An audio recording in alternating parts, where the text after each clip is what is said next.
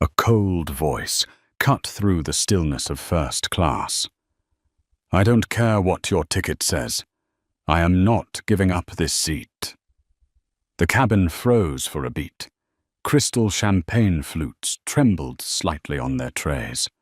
The words of the blonde woman landed like a blade, slicing through the carefully curated silence of luxury.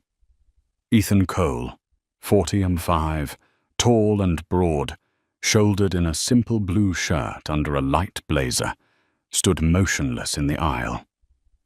In his hand was a boarding pass printed clearly with 1A. But sitting there, legs crossed as though she owned the entire plane, was Susan Drake. 44. 2. Radiating imperious confidence. Her perfectly coiffed golden hair shimmered under the lights, and on the armrest sat a blazing red Hermes bag, a declaration in itself. She flipped through Vogue with fingers weighed down by jeweled rings, her face so detached it could make anyone hesitate. "Excuse me. Perhaps you are mistaken," Ethan said in a calm, steady tone. He had long mastered the art of controlling every word and every breath, honed in hundreds of high-stakes boardroom confrontations across America. "This is my seat." Susan lifted her eyes, grey and cool, and looked at him as though he were out of place. "This is 1A, and I am already sitting here. I arrived first." The arrogance in her reply left nearby passengers in silence. None of them realized this small confrontation would soon spiral into a storm that could shake an entire airline. First class gleamed in warm gold lighting. Every detail was designed for ease: wide leather seats, fine wines, steaming hot towels. Yet for Ethan, those details only underscored the injustice pressing in around him. He had endured a grueling week of back-to-back negotiations, lavish dinners, cold handshakes, calculating eyes. All of it had left him craving a few quiet hours on this flight. He had booked seat 1A 3 weeks earlier, and now, because of the color of his skin and his modest attire, he was being treated as though he didn't belong. Susan casually adjusted the Chanel scarf draped across her chair, lips curling in a faint smirk. In her mind, the situation was obvious. A black man must have made a mistake with his seat. If he were polite, he would step aside and move elsewhere. She was certain of it, because in her life, Susan had never been forced to leave any place she claimed as hers. But Ethan did not move. He stood firm, eyes steady, boarding pass clutched tightly in his hand. Whispers rose behind him. A gentleman in row 2 leaned toward his wife and muttered, "Here we go again. This will take an hour to sort out." None of them knew that the man holding his ground was not just a weary traveler. He was one of the most powerful shareholders in the airline industry. A flight attendant approached. Sarah Miller, 33, blonde hair neatly tied back, her professional smile polished from years of service. Yet when her eyes flicked across Ethan, that smile faltered for an instant. "What seems to be the problem here?" she asked gently, though her tone already implied who was causing trouble. Susan spoke quickly. "This man insists on taking my seat. I have been sitting here since boarding." Sarah nodded, as if everything were clear. She did not ask for Susan's boarding pass, nor did she check the manifest. Instead, she turned to Ethan, her voice laced with strained patience. "Sir, to avoid inconvenience for the other passengers, would you be willing to accept seat 12B in business class? We can refund the difference." The words hit Ethan like an invisible slap. He had paid for fairness, yet the assumption was that he should yield. He inhaled deeply, his tone low but firm. "I purchased seat 1A, and I will sit in seat 1A. The whispers grew louder. "Why doesn't he just give it up?" "It's just a seat." Sweat glistened on Sarah's forehead, her smile rigid. She exchanged a desperate glance with a colleague. The air in the cabin grew dense, taut as a violin string stretched to breaking. Susan crossed her arms and leaned back, a smug smile curling on her lips. In her mind, the outcome was certain. This man would be forced to step aside. But she was wrong. Because Ethan Cole was not just a tired passenger. He was the man who held the power to decide the fate of thousands of employees in this airline. A man who had grown weary of being underestimated. And this time, he would not retreat. What began as a dispute over seat 1A was about to ignite into a battle that would shake the skies.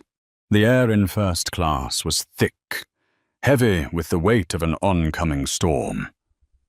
Every gaze locked on Ethan Cole, the tall man still standing firm in the aisle, clutching a boarding pass that clearly read 1A. Below him, Susan Drake lazily flipped through her magazine, lips curled into a defiant smile, as though everything had already been decided. Footsteps echoed steadily down the aisle. David Harmon, the 41-year-old purser with neatly combed graying hair, approached with practiced confidence. He had handled hundreds of in-flight disputes before, from drunken outbursts to screaming couples. He believed that with a bit of authority and charm, this too would soon be resolved. "Good evening, sir." David glanced briefly at Ethan, then quickly shifted his gaze with warm familiarity toward Susan. "I understand there is some confusion about the seating." Ethan met his eyes, his own gaze sharp and unwavering. "There is no confusion. I booked and paid for seat 1A 3 weeks ago." David tilted his head, his thin smile unwavering. "I understand. But Mrs. Drake here is one of our long-standing Gold Elite members. For years we have prioritized her comfort." Around the cabin, a few passengers nodded, as though David's words had transformed Susan's act of taking the seat into a legitimate privilege. But Ethan let out a soft, cold laugh. "Gold Elite?" His voice lowered, loud enough for everyone to hear. "I am Diamond Elite, and I am not asking for special treatment. I just want to sit in the seat I paid for." David's face stiffened. He hadn't expected this plainly dressed man to outrank Susan in status. For a fleeting moment, hesitation crossed his face. But instinctively protecting the familiar passenger, he turned back to Susan. "Ma'am, would you kindly present your boarding pass?" Susan laughed outright, the sound slicing through the tension like a blade. "Mr. Harmon, don't be ridiculous. I have sat in this seat dozens of times. You all know me. No paperwork needed." Ethan narrowed his eyes, studying their reactions closely. Anger pulsed through him, not because of the seat itself, but because arrogance was being sanctioned by the very crew tasked with fairness. David shifted his tone, this time addressing Ethan directly, soft but edged. "Mr. Cole, I believe we can find a reasonable solution. There is a seat available in business class, and we are willing to offer complimentary services as compensation. Please understand, we must consider the comfort of all 200 passengers on this flight."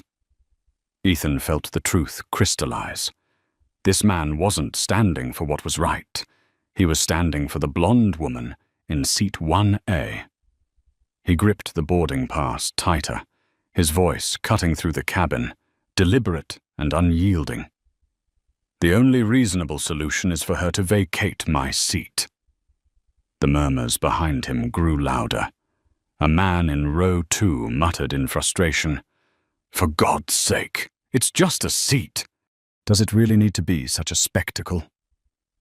The words poured fuel on the smouldering fire. Susan leaned back into her chair, satisfied as the crowd began tilting toward her side. Sarah, the flight attendant from earlier, stood beside David, her face tight with tension, her eyes cold as they fell on Ethan. In her mind, he was the problem. Ethan swallowed hard, memories crashing back, dinners where he was overlooked, meetings where his ideas were dismissed until repeated by a white colleague. Every slight and every dismissal converged on this moment, when he, a man who had paid fairly like anyone else, was treated as if he didn't belong. Suddenly, he shifted tactics. Locking eyes with David, his voice dropped low and commanding. "If you truly want to resolve this, start with the most basic step. Ask her to show her boarding pass." The word struck like an unexpected counterpunch. For a split second, David and Sarah faltered. They had blatantly ignored the simplest protocol, checking both passengers' tickets. Yet they did not answer immediately. Instead, David arched an eyebrow, clinging to control. "Mr. Cole, please cooperate. This is not the time to make things more complicated." Ethan smiled, sharp as a blade. "Complicated? You call asking for proof complicated? Or is it complicated because you fear the truth won't support the person you're protecting?" The cabin erupted with stunned silence. Passengers stared wide-eyed. Some nodded subtly, beginning to sense the absurdity of the crew's actions. For a fleeting moment, Susan's smug mask cracked, uncertainty flashing in her eyes. The tide was beginning to turn. And Ethan knew this was only the beginning. The steady sound of footsteps echoed across the thick carpet of first class. The cockpit door swung open, revealing the tall frame of Captain Robert Hayes. 50. 5. Silver streaks at his temples. 4 gold stripes on his shoulders, glinting under the cabin lights. The moment he appeared, the atmosphere shifted instantly.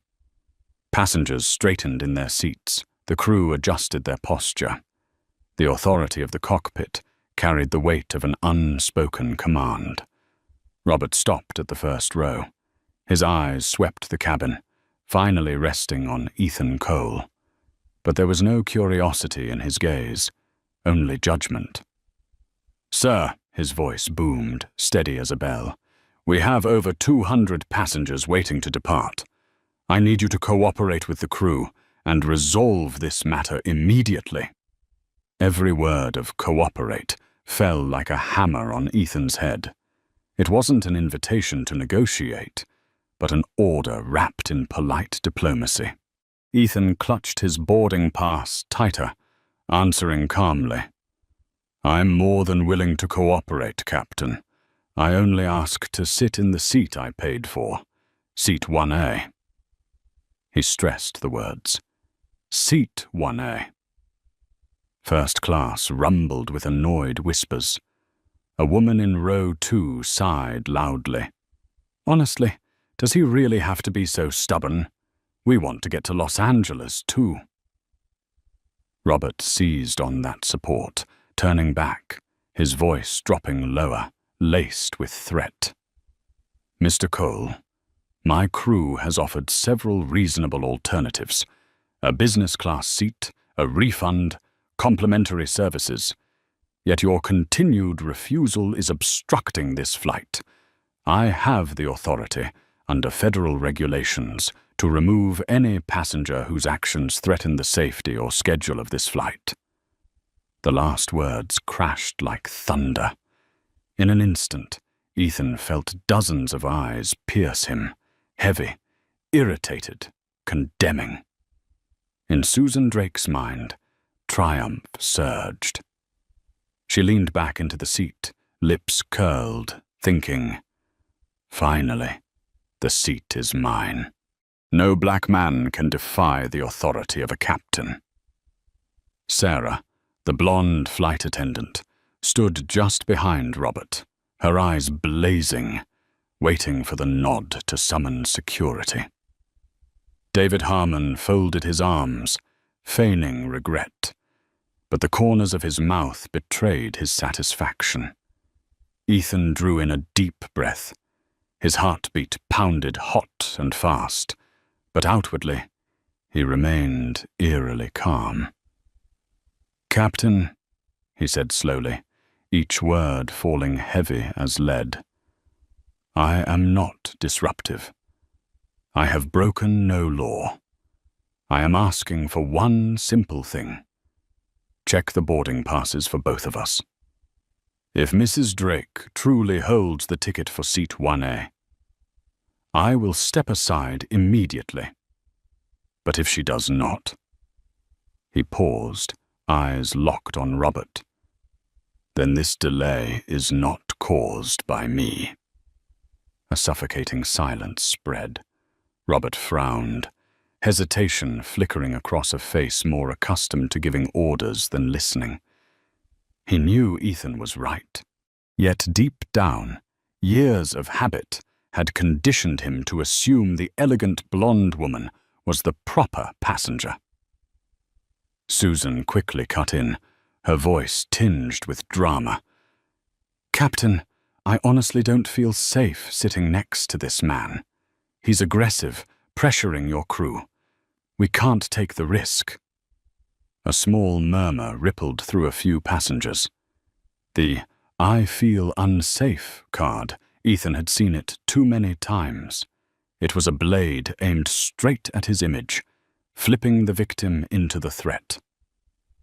Robert nodded slightly, almost by reflex. His hand moved toward the radio on his shoulder. One press, and security would be there. In that instant, time seemed to freeze. Ethan heard every thump of his heart, every fragmented whisper behind him. "Just give in already. What kind of man makes such a fuss over this?" But instead of panic, a cold fire coursed through him. A sharp, controlled fury. Enough, Ethan thought. Enough to tear this entire system wide open. He reached into his pocket and pulled out his phone.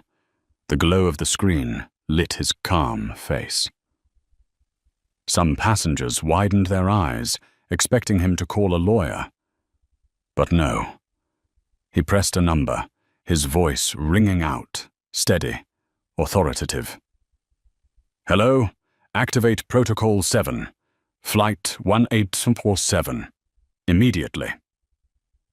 First class fell into utter silence.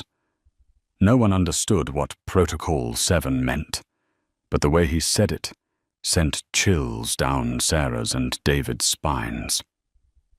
Robert faltered, suspicion flickering in his eyes. He had never seen a passenger dare challenge him like this, and in that moment, a secret began to leak. Ethan Cole was not just another traveler. He was a man whose single phone call could shake the entire airline. The static crackle of the radio filled the air. Robert Hayes had sent the signal. Just minutes later, the cabin door opened and 2 blue uniforms stepped inside. Officer Johnson, 40, 4 white, moved with heavy steps, his hand resting firmly on the radio clipped to his belt. His cold eyes scanned the cabin, locking on Ethan Cole as if the verdict had already been decided.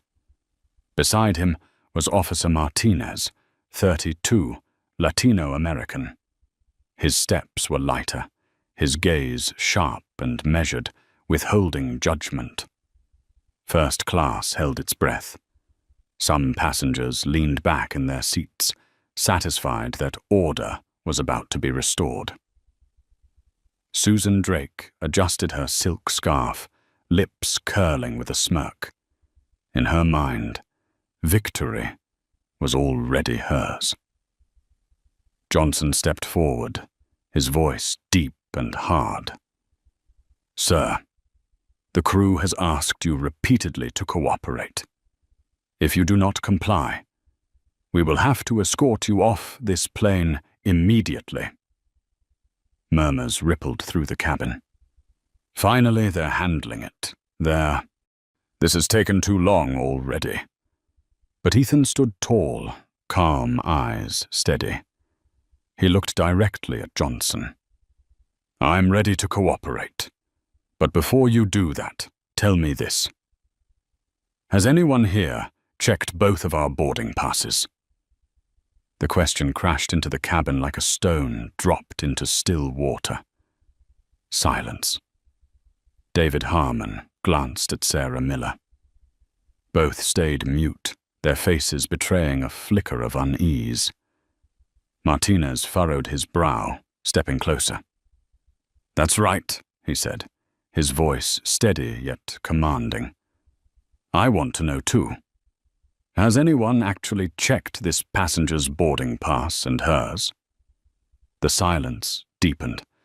Susan gave a dismissive laugh, lifting her chin. "Officer, I've sat in this seat many times.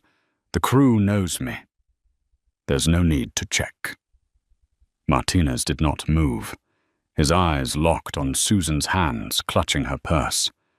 "I'm sorry, ma'am. The most basic procedure in a seat dispute is to verify boarding passes. I need to see yours." For a moment, she hesitated. Then Susan slowly opened her bag, every movement strangely sluggish. Her fingers trembled, fumbling longer than necessary. Her eyes flickered with unease. Ethan caught that moment and knew the lie was about to be exposed. A few passengers shifted uncomfortably, whispers fading into confusion. Finally, Susan pulled out a boarding pass, handing it to Martinez with a strained smile. He took it, glanced once, then read aloud, his voice striking like a hammer. "Seat 14F, economy class." The cabin erupted. Gasps filled the air. A few mouths hung open. A man blurted out, "Oh my God!" Susan's face drained of color. The smug smile vanished, replaced by shock, then fury. She opened her mouth to speak, but Martinez's stare silenced her. Robert Hayes froze. He realized he had just backed a blatant lie, nearly ejecting a rightful passenger. David Harmon dropped his gaze. Sarah Miller turned quickly away, desperate to avoid the judgment now radiating from every corner of the cabin. Ethan relaxed his shoulders, his cold eyes sweeping across the room. He didn't need to say a word. The truth had spoken for itself. But inside, he knew the storm had only begun. This was never just about a seat. It was living proof of a system tilted toward blind trust in a blonde woman and blind suspicion of a black man fighting to claim what was rightfully his. Ethan tilted his head slightly, a thin smile crossing his lips. He knew that now, not just Susan, not just the crew, but the entire airline would pay the price for this moment that seemed so small, yet carried the weight of an empire. First class remained frozen in silence after the truth had exploded. The boarding pass marked 14F sat limp in Officer Martinez's hand, undeniable evidence of deceit. every gaze locked onto Susan Drake, whose former pride had crumbled into panic. She clutched her silk scarf in her lap, lips trembling as she searched for words, but none would come. Robert Hayes, the seasoned captain, felt a cold sweat trail down his neck. In more than 3 decades in aviation, he had faced engine malfunctions, fainting passengers, even violent storms. Yet never had he felt so completely in the wrong as in this moment.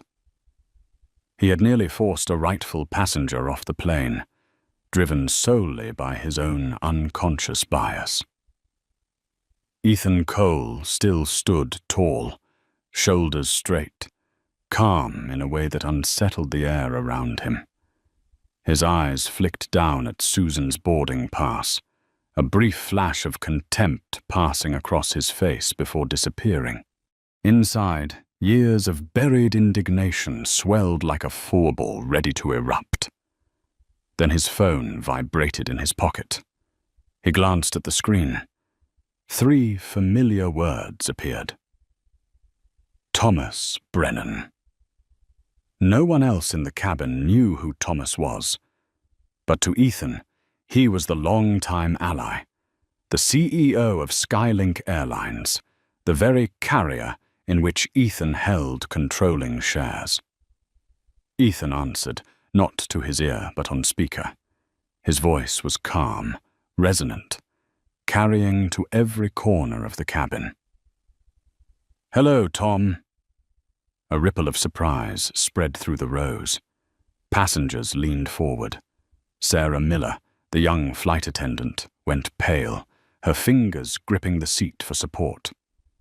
David Harmon stiffened, his heartbeat pounding. On the other end came a commanding voice. "Ethan, I just got an emergency alert. The system shows Flight 1947 delayed more than 30 minutes. Your name is flagged as involved. What's going on?" Robert Hayes froze.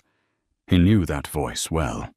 It belonged to the ultimate authority, a man whose single phone call could shatter his career. Ethan lifted his gaze, letting it sweep across the cabin of stunned faces. His reply was steady, each word deliberate. "Tom, for the past 30 minutes your crew has tried to remove me from the seat I purchased.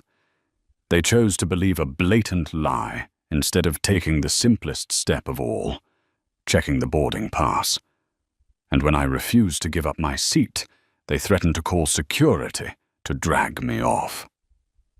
The words echoed through the cabin, a heavy indictment falling on the entire crew. A deadly silence followed. Then Thomas Brennan's voice cut through, sharp and surgical. "Excuse me. Did I hear you correctly? Did you just say they tried to eject Ethan Cole, chairman of Reed Global Aviation, majority shareholder of Skylink, from his rightful seat?" The cabin shook with the weight of revelation. Passengers' mouths fell open. They turned to Ethan, eyes wide in disbelief. The man they had dismissed, judged, and insulted simply for his modest appearance was revealed as the one who held the power to decide the very future of this airline. Susan Drake went ashen, her body stiff as ice. Sarah and David both gasped, blood draining from their faces. Robert Hayes stumbled back, as if the floor itself had given way beneath him. Ethan tilted his head, his gaze sweeping coldly through the cabin. He did not raise his voice, yet his tone rang like iron. "I am not asking for privilege.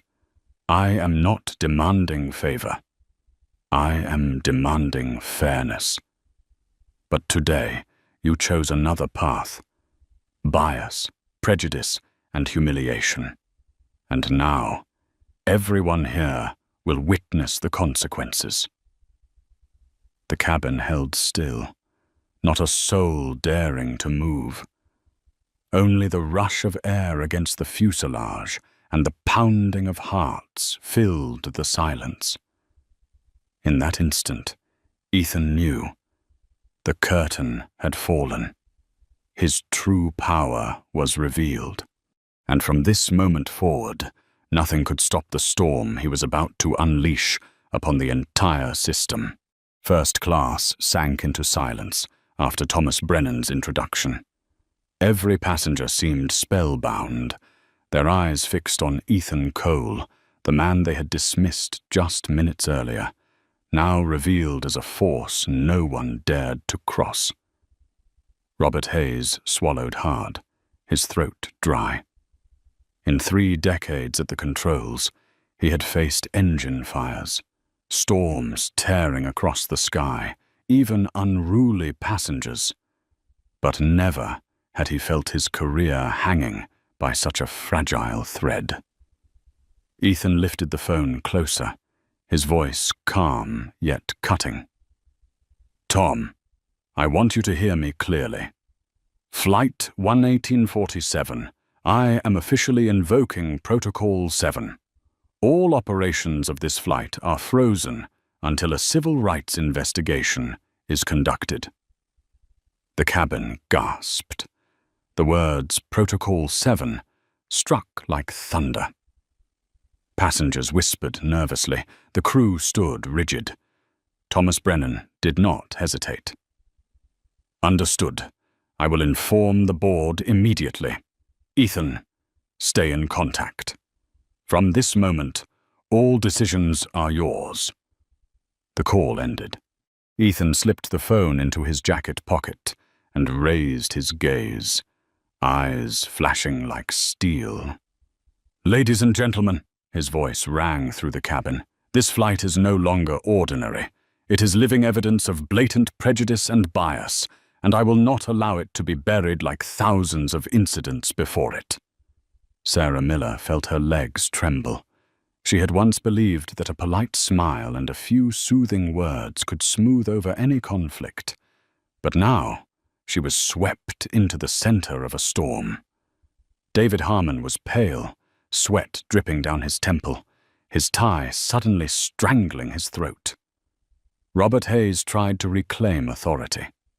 "Mr. Cole, as captain, Ethan cut him off, voice like cold iron. "Captain Hayes, you are no longer the sole authority on this aircraft. You threatened to expel a paying passenger to appease a lie. That act is recorded on every system in this cabin, and it will be released." The cabin shuddered. Several passengers raised their phones, recording. Tiny lights flashed, illuminating the stunned faces of the crew. Susan Drake tried to interject, her voice shaky with fear, but still clinging to arrogance. This was just a misunderstanding. Ethan's gaze sliced through her words. "Mrs. Drake, you sat in a seat that was not yours. You exploited bias to claim an advantage. And when exposed, you blamed others and painted me as a threat. You have lived by privilege. But today, that privilege ends." Susan froze, trembling from head to toe. In the eyes of the passengers, the once elegant woman had become nothing more than a deceitful fraud. Ethan drew a deep breath and pulled out his work phone, the one reserved for emergencies. He dialed, his voice firm and decisive. "Julia, activate Level 1 Crisis Protocol. Instruct the entire Reed Global Aviation System to monitor Flight 1847. Immediately collect passenger statements, crew communications, and release a preliminary report within 24 hours." On the other end, Julia Martinez, COO of the corporation, replied, "Understood. It will be deployed at once." The cabin erupted in murmurs. Some passengers' eyes gleamed, realizing they were witnessing history. Others sat in silence, faces burning with shame as they remembered the whispers they had uttered earlier. Robert Hayes lowered his shoulders and bowed his head. He knew his 30-year career had collapsed in less than half an hour.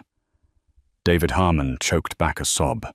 Sarah Miller covered her mouth to muffle her cries. Ethan turned back, his voice resonant, warm yet commanding. Justice never arrives on its own.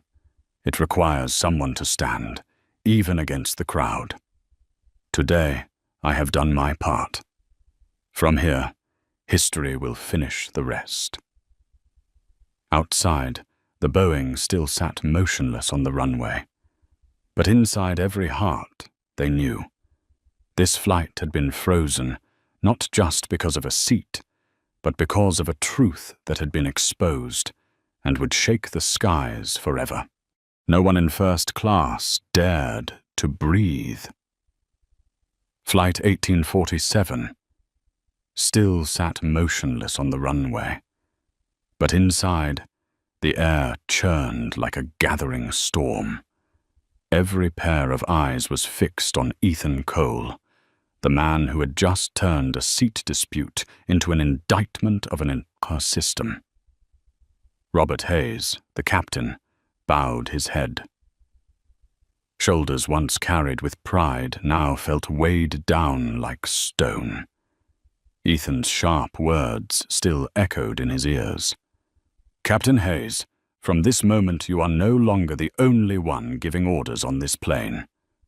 3 decades of career, reputation, and honors now threatened to vanish because he had chosen the wrong side. David Harmon, the chief purser, trembled as he adjusted his tie. Once so confident in his art of persuasion, turning lies into truth with a steady voice, now he was exposed before hundreds of witnesses, each camera phone recording his collapse. Sarah Miller's face, usually stretched into a rehearsed smile, was twisted with panic. She could not meet Ethan's eyes. Shame gnawed at her veins. She had let prejudice guide her, and now everyone could see it.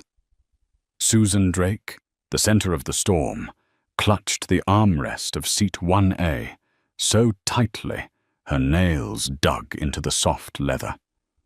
The boarding pass marked 14F was now a permanent stain on the reputation she had built her whole life. Her skin was pale, sweat dripping down her temples. But what terrified her most was not losing a seat. It was losing face, losing power, losing the protective mask of an elite passenger that had shielded her for so long. A voice rose from the back rows. A middle-aged man with salt and pepper hair and eyes sharp as steel spoke coldly. We've been waiting half an hour because she stole someone else's seat. This is disgraceful. An older woman in row 3 followed, her voice shaky but resolute. I've flown with this airline for years. Never have I seen such blatant favoritism. If Mr. Cole weren't here, they would have thrown out the rightful passenger. The words sliced through the silence like a blade. Murmurs surged through the cabin. Some passengers nodded. Others raised their phones higher, recording the faces of the crew. Ethan stood tall, his back straight like a fortress wall. He did not shout. He did not rage. His calm silence made him the absolute center of the cabin. Then he spoke, voice steady and firm. You have all seen it with your own eyes. This is not a minor mistake. This is the symptom of a disease that runs deep. Discrimination, privilege, and contempt for fairness. I will not allow this to be buried like thousands of times before. Robert lifted his head, ready to justify himself. But Ethan's gaze silenced him. Sarah whispered a faint apology no one heard. David kept his head down, hands shaking so badly he nearly dropped the pen in his pocket. Susan, unwilling to surrender, sprang from her seat, her voice shrill. "You cannot destroy me over a ticket. I am a loyal customer." "I have the right. Your rights ended the moment you lied." Ethan cut her off, his voice sharp as a blade. Applause suddenly broke out from the business class cabin. A young black woman, still holding up her phone as it recorded, stood and said, "Mr. Cole, thank you for not staying silent. We need someone strong enough to speak the truth so many of us have endured." The applause spread. Some hesitated, then joined in. Soon the sound of clapping filled the cabin, drowning out Susan's ragged breath, drowning out the trembling of the crew. Ethan gave a slight nod, his eyes softening for a brief moment. He knew this moment was not just for him. It was for everyone who had ever been forced into silence, pushed aside. Yet deep down, he also knew this was only the beginning. The true storm, the investigations, the collapse of careers once thought untouchable, and the shockwaves across the industry still lay ahead. Out on the runway, the Boeing remained still. But inside the hearts of those aboard, the flight had already soared far beyond its limits. It had become living proof of a simple truth. Sometimes, all it takes is one person refusing to leave the seat they deserve, and the whole world must change. Just minutes after Ethan Cole ordered the activation of Protocol 7, the entire aviation system began to quake. Red emergency codes flashed across the central operations screen at Skylink's Atlanta Command Center. Alarm lights blazed, sirens blared. Flight 1847 was officially marked. Frozen civil rights investigation. At headquarters, senior executives poured out of boardrooms like a hive torn open. Phones pressed to their ears, faces drained pale as the words echoed through every corridor. One of our largest shareholders, the chairman of Reed Global Aviation, discriminated against by our crew on his own airline. The news spread like lightning, shattering the wall of pride the company had built over decades. Inside first class, passengers realized they were witnessing history. Fingers flew over phones, videos posted to Twitter, TikTok, Instagram. Within minutes, hashtags #Seat1A and Equality in the Air shot to the top of trending lists. Across America, outrage exploded. Susan Drake sat frozen, her face bloodless. Her phone buzzed endlessly, calls from lawyers, partners, clients. She dared not answer. She knew one viral clip would erase her reputation forever. Robert Hayes slumped in a crew chair, head in his hands. In his mind, he saw tomorrow's headlines. Veteran captain suspended after threatening major shareholder. 30 years of career could vanish in one moment of bias. David Harmon and Sarah Miller leaned against the wall, trembling. No longer proud crew of a flagship airline, in the eyes of passengers they were conspirators, twisting rules to defend false privilege. Ethan remained standing, face calm, but in his eyes burned a cold fire.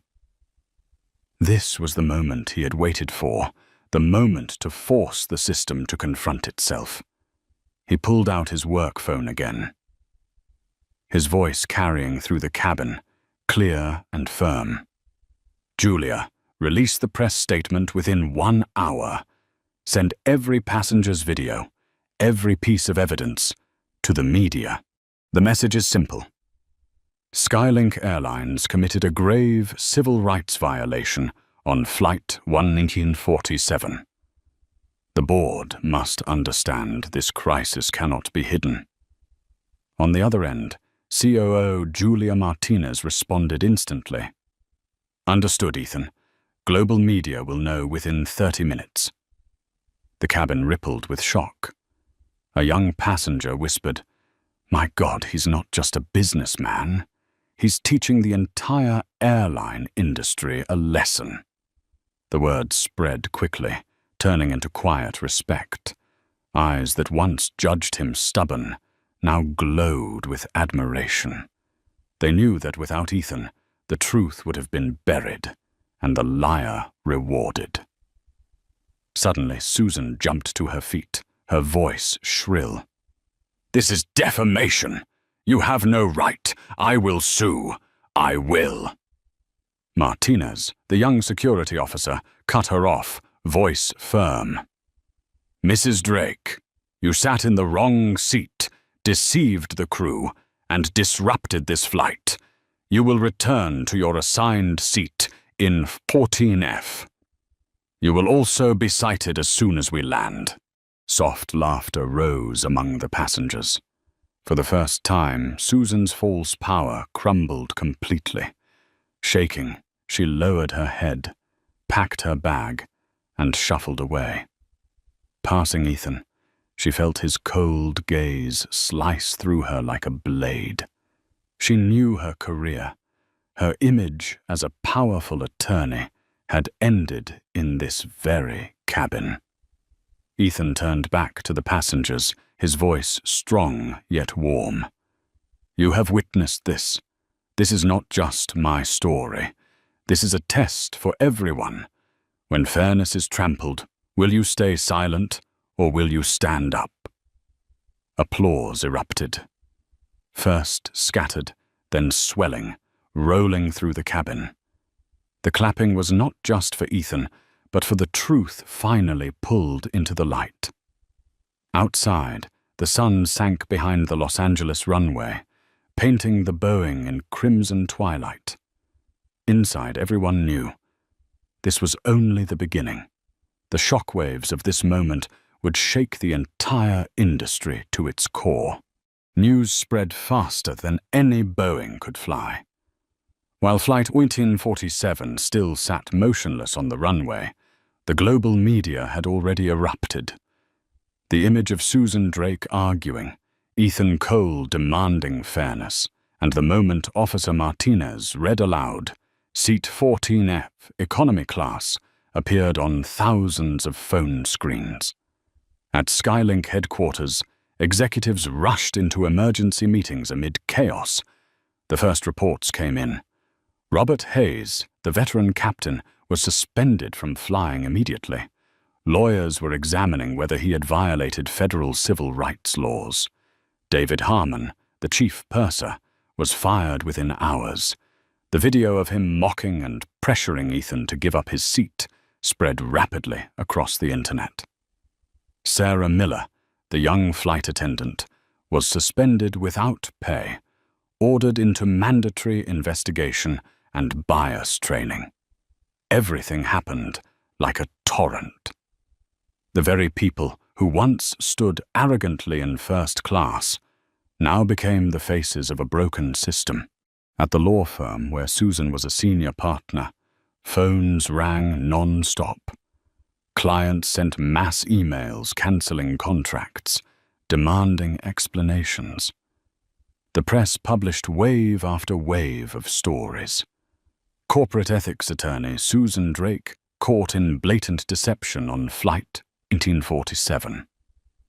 On Twitter, the hashtag #seat14F exploded. A photo of Susan's boarding pass became a global symbol of brazen privilege. Within 48 hours, Susan was suspended. Her law firm announced an internal investigation for actions causing severe professional reputational harm. Decades of career collapsed in an instant. In the boardroom, CEO Thomas Brennan was forced to issue a public statement. Skylink Airlines will fully cooperate with federal authorities in the investigation. We deeply apologize to Chairman Ethan Cole and all passengers. But the apology came too late to stop the outrage. The Department of Transportation and the Federal Aviation Administration both opened investigations. Congress convened a special hearing on discrimination in aviation. Minority shareholders began dumping Skylink stock, fearful of the company's plunging value. The media dubbed it the Seat 1A crisis, the greatest airline scandal of the decade. From his glass-walled office in Los Angeles, Ethan Cole watched it all unfold. Sunset spread across the distant runways. He felt no glee, only a cold composure. He understood. This was not a personal victory. It was proof for millions who had suffered injustice in silence. Ethan signed the final document, the creation of the Air Travel Equality Foundation. Funded by compensation payouts and resources from Reed Global Aviation, it would provide legal aid for passengers facing discrimination. At the first press conference, when a reporter asked how he felt about being at the center of a global firestorm, Ethan simply smiled. "I only did what any passenger has the right to do, sit in the seat I paid for. But if I must use my power to force the system to change, I will not hesitate. This is not about me. This is about fairness for everyone." To the public, Ethan Cole was no longer just a quiet businessman. He had become a symbol, a man who turned humiliation into a torch that lit up an entire industry. On social media, tens of thousands of passengers shared their own stories of being dismissed or pushed out of their rightful seats. For the first time, they felt their voices were heard. As for Susan, Robert, David, and Sarah, the names once synonymous with professionalism, they now lived on only as bitterer examples in training manuals. How a single seat can bring down an entire system. Ethan sat at his office window, gazing out at the airport glowing like a city of lights. In his heart echoed a simple truth. Real power does not lie in the massive machines taking off outside, but in the courage of a person who says, "I will not leave the seat I deserve."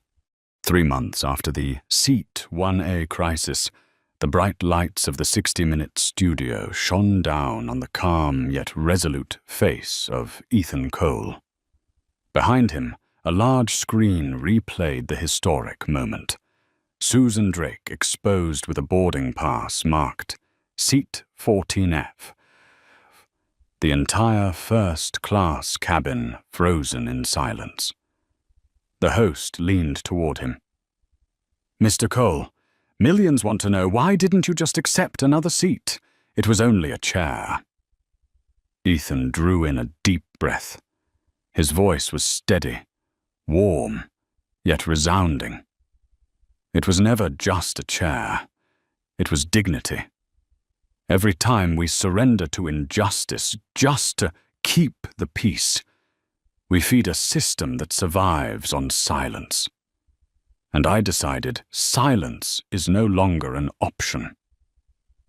The camera panned to the wall behind him, covered with dozens of thank you letters, from teachers, nurses, factory workers, students, all people who had once felt diminished, but after that incident, found new courage to demand fairness.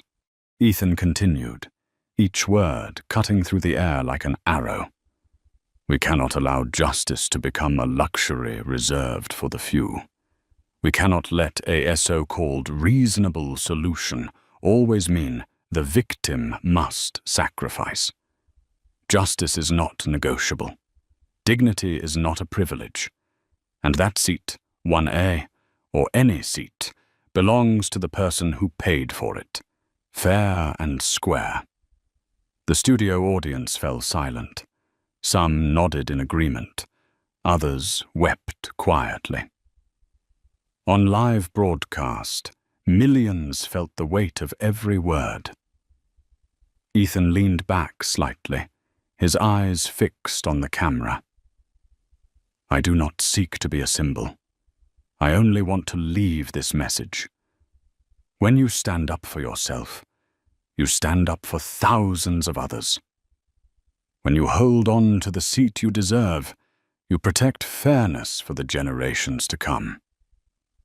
The music swelled. The scene shifted to the office of the Air Travel Equality Foundation. On the wall, Susan's boarding pass for seat 14F hung framed, a solemn reminder that truth always surfaces. Reporters narrated, in its first week, the foundation received hundreds of calls, helping passengers successfully sue other airlines. A wave of reform surged across the industry. Mandatory training programs, independent oversight committees, compensation funds for victims. Back in the studio, Ethan gave his closing words, his voice gentle but ringing like a bell across the airwaves. Remember this, the most powerful seat is not in first class. It is on the moral ground where you stand. Never give up the place you deserve. Because sometimes, one refusal of injustice can change the world. The camera zoomed slowly onto his face, eyes steady, filled with hope. The lights dimmed, but his message echoed still. Justice does not come by itself. It comes when someone dares to rise. In this world, there are moments that may seem small, a simple refusal, a single seat, but they can be powerful enough to shake an entire system.